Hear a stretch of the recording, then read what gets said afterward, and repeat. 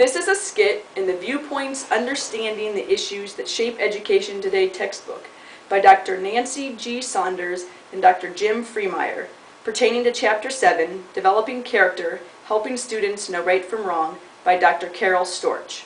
Hi, I'm right. I'm wrong. We are here today to teach you about character education.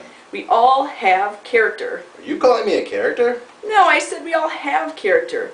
Who helped you to learn between right and wrong? What are you asking me? I can do whatever I want. La la la. You need to make good choices and responsible decisions. You need to make good choice, blah blah blah.